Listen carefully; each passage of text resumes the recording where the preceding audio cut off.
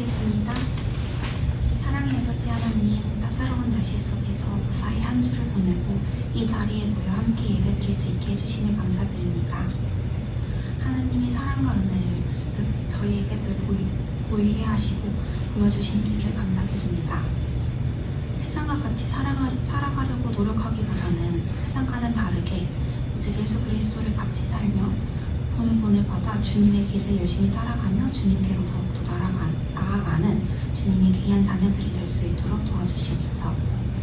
예수 그리스도와 같이 이 세상에서 작은 예수를 살며 당연한 것을 포기하더라도 오직 주님의 사랑과 복음을 전하는 데 힘쓰는 교회와 공동체 그리고 저희들이 될 수 있도록 인도하여 주시옵소서.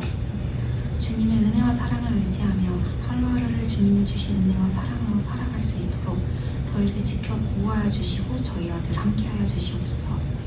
저희가 하나님 안에 있음을 잊지 않도록 도와주시옵소서. 오늘도 저희를 통하여 주님께서 영광받아 주시기를 간절히 소망하며 저희를 구원하신 예수 그리스도의 이름으로 기도합니다. 아멘.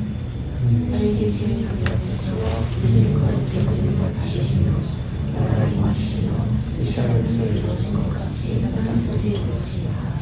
오늘 우리에게 이루어진 것을 주시고 우리가 우리에게 주신 자를 사하여 준 것 같이 우리 죄를 사하여 주시고 우리를 시험에 들게 하지 마시고 다만 하늘에서 구하시옵소서.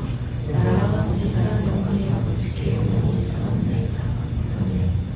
오늘 함께 나눌 말씀은 사무엘상 8장 4절부터 11절까지 그리고 16절부터 20절까지입니다. 그래서 이스라엘의 모든 장로가 모여서 라마로 사무엘을 찾아갔다. 그들이 사무엘에게 말하였다. 보십시오. 어른께서는 늙으셨고 악인들은 어른께서 걸어오신 그 길을 따라 살지 않습니다. 그러므로 이제 모든 이방 나라들처럼 우리에게 왕을 세워주셔서 왕이 우리를 다스리게 해주십시오.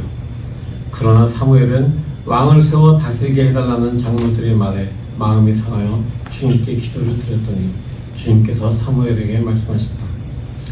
백성이 너에게 한 말을 다 들어주어라. 그들이 너를 버린 것이 아니라 나를 버려서 자기들의 왕이 되지 못하게 한 것이다.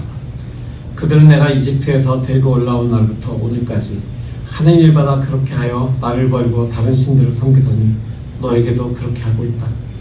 그러니 너는 이제 그들의 말을 들어주되 엄히 경고하여 그들을 다스릴 왕의 권한이 어떤 것인지를 알려주어라. 사무엘은 왕을 세워달라고 요구하는 백성들에게 주님께서 하신 모든 말씀을 그대로 전하였다. 당신들을 다스릴 왕의 권한은 이러합니다. 그는 당신들의 아들들을 데려다가 그의 병거와 말을 다루는 일을 시키고 병거 앞에서 달리게 할 것입니다. 그는 당신들의 남종들과 여종들과 가장 뛰어난 젊은이들과 나귀들을 끌어다가 왕의 일을 시킬 것입니다. 그는 또 당신들의 양떼 가운데서 열의 하나를 거두어 갈 것이며 마침내 당신들까지 왕의 종이 될 것입니다. 그때야 당신들이 스스로 택한 왕 때문에 울부짖을 터이지만 그때에 주님께서는 당신들의 기도에 응답하지 않으실 것입니다. 이렇게 일러주어도 백성은 사무엘의 말을 듣지 않고 말하였다. 그렇지 않습니다. 우리에게도 왕이 있어야 되겠습니다. 우리도 모든 이방 나라들처럼 우리의 왕이 우리를 다스리며 그 왕이 우리를 이끌고 나가서 전쟁에서 싸워야 할 것입니다. 이는 하나님의 말씀입니다. 우리 주 예수 그리스도의 은혜와 평안이 함께 하시기를 기원합니다. 여름이 본격적으로 시작되었지만 아직 아침과 저녁에는 좀 선선한 바람이 붑니다. 그래서 뒷마당에 나가서 모닥불을 조그맣게 피워놓고 그걸 보고 있으면은 굉장히 선선한 바람과 따뜻한 모닥불이 함께 어우러져서 좀 마음이 안정되고 굉장히 평안해지는 그런 느낌을 느끼게 됩니다. 인류의 역사가 시작되면서부터 공동체라고 하는 것은 발전되기 시작했습니다. 처음에는 작은 가족 공동체로 시작되었겠지만은 그것이 점차 이제 친척들이 많아지기 시작하면서 같은 시족 사회가 이루어지죠. 그 시족 사회 때 그들을 다스리던 사람들을 우리는 족장이라고 부릅니다. 구약 성경에도 이런 인류의 공동체에 관한 그런 역사들이 계속 나오고 있죠. 구약 성경을 보면 아브라함이라고 하는 사람이 창세기에 나오죠. 바로 그 아브라함으로부터 시작된 아브라함 시대가 우리가 시족사회 또는 그 시족을 다스리는 족장의 시대다. 그래서 족장 시대라고 이야기합니다. 그래서 아브라함, 이삭, 야곱으로 이어지는 그런 세대를 이어가면서 이런 시족사회, 족장들은 계속해서 자신의 부족들을 다스리는 그런 일을 하였습니다. 그리고 그때 당시 아브라함의 이야기만 창세기를 우리가 보더라도 집에서 잘 훈련된 병사들이 300여 명이 있었다라고 이야기를 하는 걸 보면은 그 시족사회 공동체 내에서 군사도 훈련시켜야 되고 또 자기 식솔들을 거두어 먹여야 되는 이런 모든 일들을 그 공동체 내에서 담당을 해야 됐던 것입니다. 바로 그것이 족장이라고 불리는 사람에게 메워졌던 그런 의무였죠. 아브라함, 이삭, 야곱을 지나면서 족장 시대가 지나면서 이스라엘 백성들, 히브리인이라고 불리던 사람들은 이집트로 이주하게 됩니다. 이집트로 이주할 때 야곱의 자손 70여 명이 함께 이주를 했지만은 430년 정도의 이집트에서의 생활이 지나가는 동안에 그들은 수십만 명의 사람으로 늘어나게 되었습니다. 그래서 그들이 모세에 의해서 이집트를 탈출할 때 그들의 그 모든 수는 굉장히 많은 숫자의 인원이 되었고 그들이 가지고 있는 재산도 어마어마한 그런 재산으로 이집트를 출발하게 되었습니다.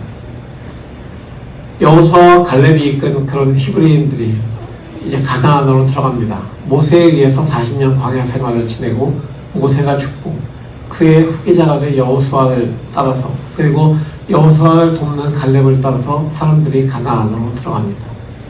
가나안에 정착하기 시작하면서 그곳에 있던 많은 부족들과 전쟁을 하죠. 그 전쟁을 통해서 이스라엘 백성들은 히브리인들은 영토를 넓혀가게 되고 그리고 그곳에 정착해서 농경사회로 들어가게 됩니다. 그 시대를 우리가 이제 족장시대 또는 부족사회라고 부르게 됩니다. 사사들이 히브리인들을 이끌던 그 시대가 이제 부족사회가 되는 거죠. 사사기의 기록들을 보면은 히브리인들, 이스라엘 백성들에게는 사사라고 불리우는 지도자가 있었습니다. 그 당시에 다른 나라들에는 보면은 왕이라고 하는 그런 사람이 있고 왕이 모든 그 나라를 이끄는 그런 역할을 감당했지만 히브리인들에게는 왕이 필요하지 않았고 오로지 하나님의 뜻을 전달하는 사사라는 사람이 필요했습니다. 그래서 하나님의 백성인 이스라엘 백성들에게는 사사가 하나님의 뜻을 전하고 백성들은 그 사사가 전한 하나님의 뜻에 순종하는 그런 삶을 살아가고 있었습니다. 그러나 그럼에도 불구하고 이들에게는 항상 왕이 없는 것에 대한 그런 불만이 있었습니다. 다른 민족들은 왕이 있기 때문에 자기들을 침략해서 모든 것을 약탈해 가기도 하는데 자기들은 하나님의 뜻을 전달한다는 사사의 이야기를 듣고 있어야 되니까 무언가 힘을 길러서 다른 민족들을 치거나 할 생각도 하지 못하는 그런 삶을 살고 있었던 것이죠. 그러다 보니까 이들에게는 다른 민족들이 자꾸만 무대에 들어왔습니다. 그리고 그들이 가지고 있는 왕이라고 하는 그 지도자에 대한 호감이 생기고 우리도 왕이 있으면 좋겠는데 라는 마음이 생겼습니다. 그러던 중에 이제 이스라엘의 마지막 사사인 사무엘 시대가 되었는데 사무엘이 사실 마지막 사사가 아니었죠. 사무엘은 자신의 두 아들을 사사로 삼았습니다. 그래서 사무엘상 오늘 우리가 읽은 4절부터의 말씀 바로 앞에 1, 2, 3절의 기록을 보면은 히브리인들에게 있었던 사무엘의 아들인 두 아들의 이야기가 나옵니다. 그 8장 1절부터 3절에 이렇게 이야기하죠. 사무엘은 늙자 자기 아들들을 이스라엘의 사사로 세웠다. 맏아들의 이름은 요엘이요 둘째 아들의 이름은 야바이다. 그들은 브엘사바에서 사사로 일하였다. 그러나 그 아들들은 아버지의 길을 따라 살지 않고 돈벌이에만 정신이 팔려 뇌물을 받고서 치우치게 재판을 하였다. 사사의 보통 자손이 사사를 하는 경우들도 있지만 우리가 사사기의 기록을 보면은 대부분의 사사는 하나님으로부터 세움을 받았던 사람이 사사가 되었습니다. 하나님의 부르심을 받은 어떤 이름 없던 사람이 하나님의 말씀을 대언하는 그런 능력이 하나님께서 부어주심에 따라서 사사가 되어서 이스라엘 사람들을 다스리고 그 사람들이 가지고 있는 여러 가지 갈등들을 해결해주는 재판관의 일을 했죠.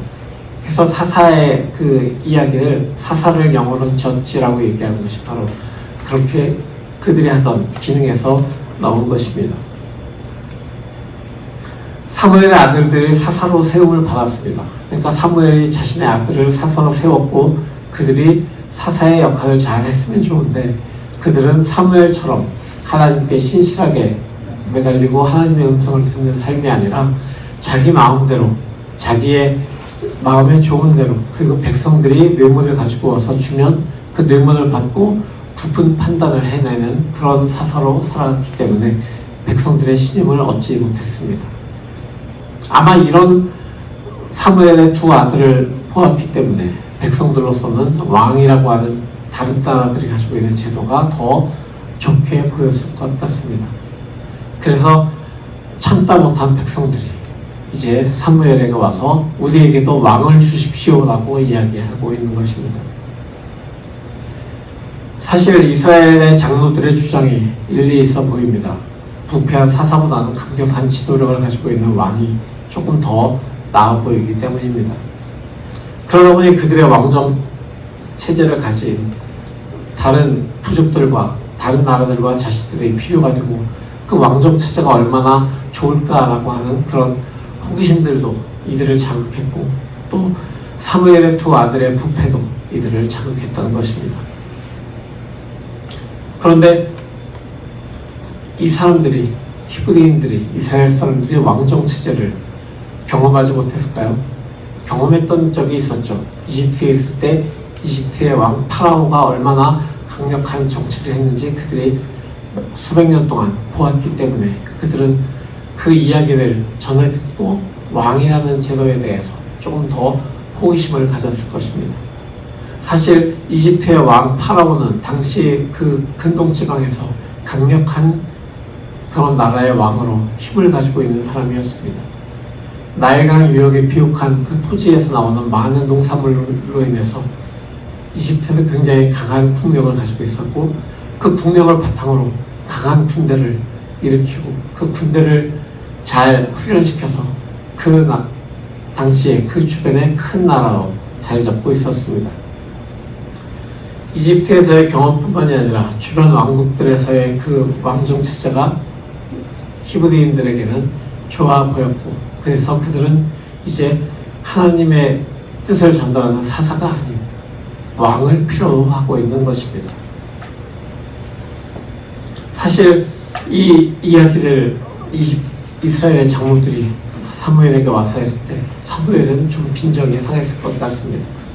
사실 아무리 자신의 아들이 못났지만은 그 못난 아들들에 대해서 와서 이야기하는 이스라엘의 장로들의 말에 마음이 상했을 것입니다. 물론 우리도 이와 같은 상황을 당하면 좀 기분이 안 좋았을 것 같아요. 어떻게 그런 말 할 수 있어? 라고 잘 알지도 못하면서 라고 이야기를 할 수도 있습니다. 하지만 그렇게 대꾸를 하는 것보다는 사무엘은 그 마음을 가지고 상한 마음을 가지고 그대로 하나님께 나아갔습니다. 하나님께 기도를 드립니다. 상한 마음으로 드리는 하나님께 드린 기도에 대해서 하나님께서는 사무엘에게 이제 내가 왕을 줄 것이다 라고 허락하십니다. 사실 하나님께서 이스라엘의 하나님이 되어주시고 이스라엘 사람들은 하나님의 백성으로 살아갔습니다. 그러나 그 시기를 시작으로 해서 이스라엘 백성들이 항상 충성스러운 하나님의 사람이었는지는 성경의 기록을 보면 나오고 또 하나님께서 하신 말씀에도 정확하게 나오고 있습니다. 그들이 너를 버린 것이 아니라 나를 버려서 자기들의 왕이 되지 못하게 했다라고 분명히 하나님께서는 사무엘에게 응답하신 것입니다. 그리고 이집트에서 데리고 올라올 때부터 오늘까지 그들은 자기 좋은 대로만 했다라고 하나님의 말에 순종하지 않고 자기들 좋은 대로 살아갔다라고 하나님께서는 말씀하십니다. 그러면서 이제 내가 왕을 허락할 것이니 그 왕이 얼마나 왕정제도가 얼마나 그들에게 가혹할지 그들에게 분명하게 일러주라고 말씀하십니다. 사실 이스라엘은 자신의 왕 되신 하나님을 왕으로 여기지 않았습니다.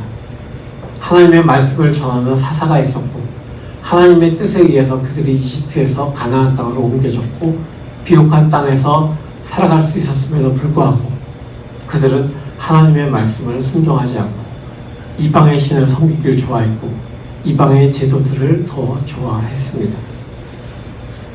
그런 이스라엘을 하나님께서는 악하게 보신 것이고 그래서 사무엘상 뒷부분에 가면은 하나님께서 그들의 왕을 구한 것이 악한 일을 한 것이다 라고 분명하게 말씀을 하고 계십니다. 그런데 여기서 우리가 이 이스라엘의 이야기를 들으면서 우리의 삶에 적용을 해보고 돌아봐야 될 것이 있습니다. 지금 우리는 과연 하나님의 다스림을 만족해하고 있는가라고 하는 것입니다. 그리스도인이라고 이야기한다면 우리는 그리스도의 사람들이라고 하는 이름입니다. 그리스도인이라고 불리면서 그리스도를 섬기지 않는 주님이라고 부르면서도 그렇게 고백하면서도 과연 우리는 주님을 우리의 주님으로 주님을 우리의 왕으로 모시고 살고 있는가라고 하는 의문인 것입니다. 물론 그리스도인이면 물어보면 누구든지 예수 그리스도가 나의 주님이시지요 하나님이 나의 주님이시지요 라고 고백을 합니다. 성삼위일체 하나님이 우리의 주님이심을 고백하는 우리가 왜 주님의 다스리심을 만족하지 못하고 우리 마음대로 살려고 하는 그런 경향이 있는 것일까요? 사실 왕 앞에서는 누구든지 절대적인 순종을 보여야 합니다. 우리가 살아가는 21세기를 우리가 돌아보면서 우리의 삶을 돌아보면서 과연 우리는 어디에 순종하고 있는가라는 의문을 오늘 나눠보고 싶을 것입니다.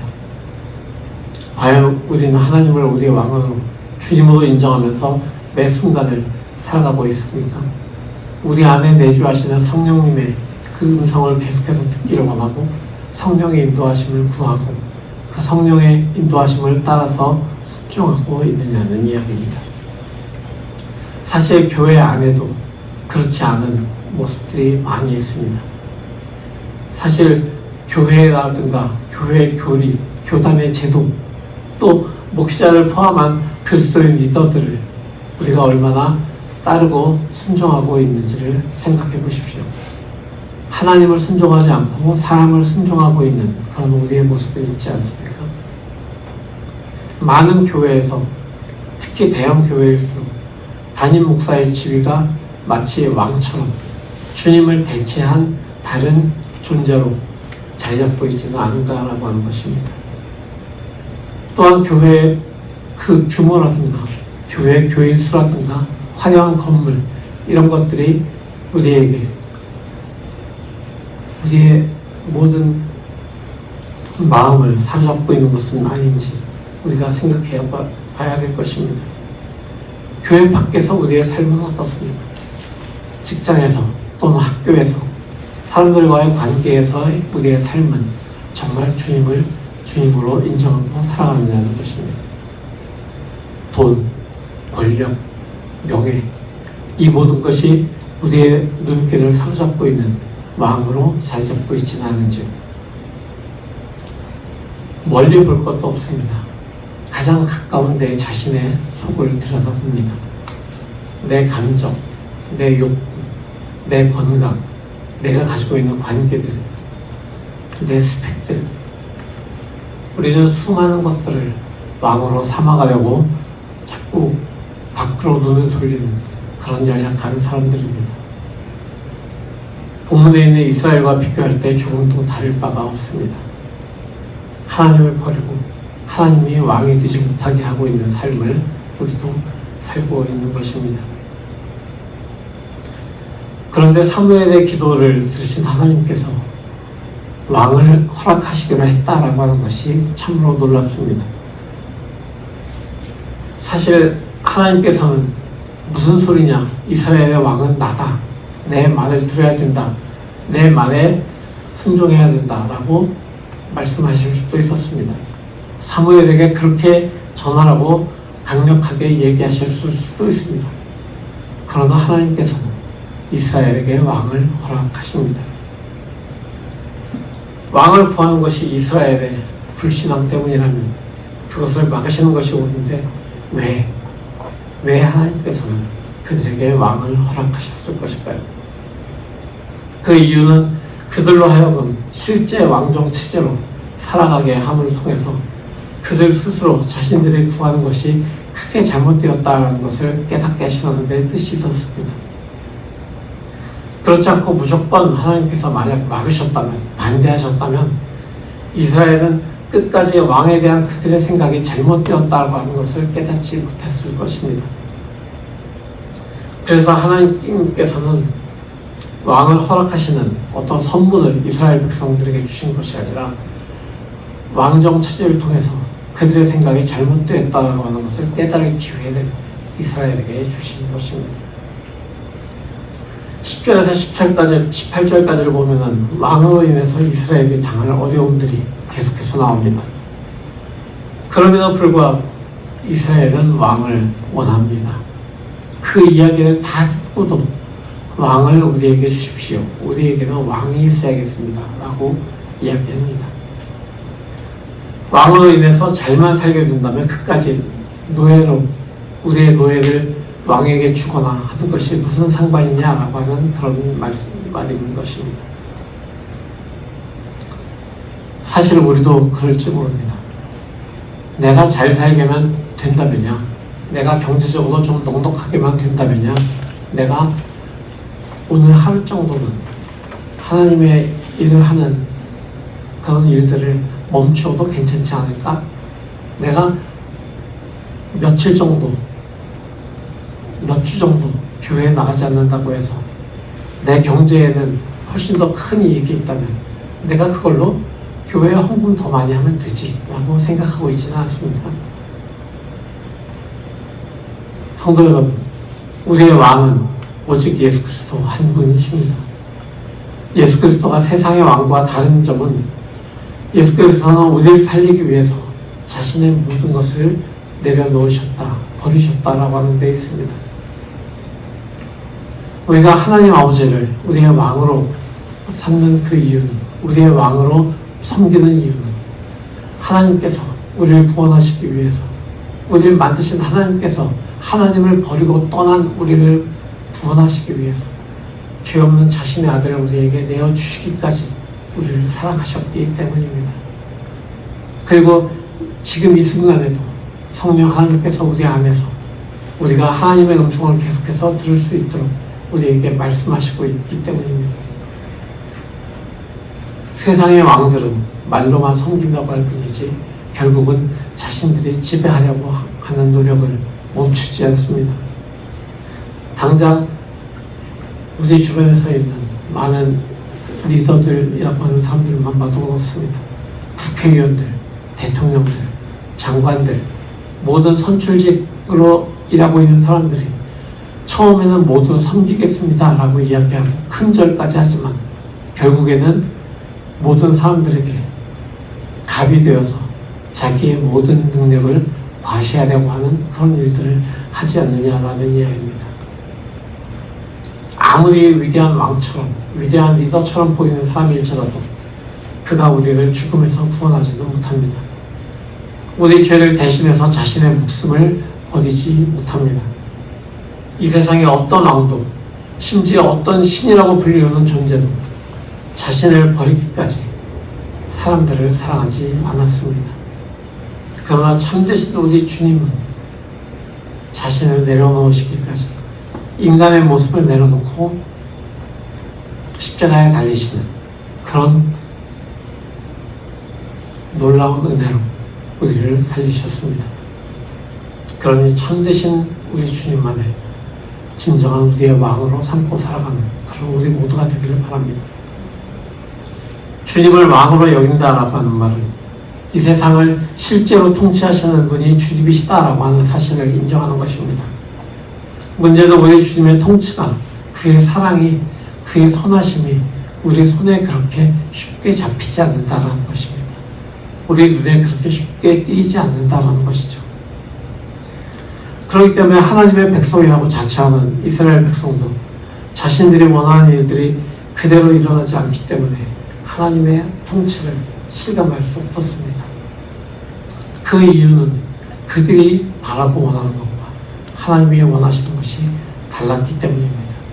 결국 그들이 하나님의 뜻을 이해하지 못했기 때문에 그들은 하나님의 뜻과 다른 것을 구하고 있었고, 그랬기 때문에 그들은 진정한 하나님을 바라볼 수 없었다라고 하는 것입니다.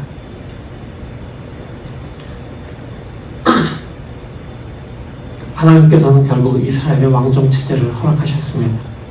하나님의 허락하심으로 인해서 수많은 왕들이 이스라엘에 있었고, 3명의 왕을 지난 다음에 남북으로 갈린 이스라엘과 유대에는 또 여러 대에 걸쳐서 많은 왕들이 있어 왔습니다.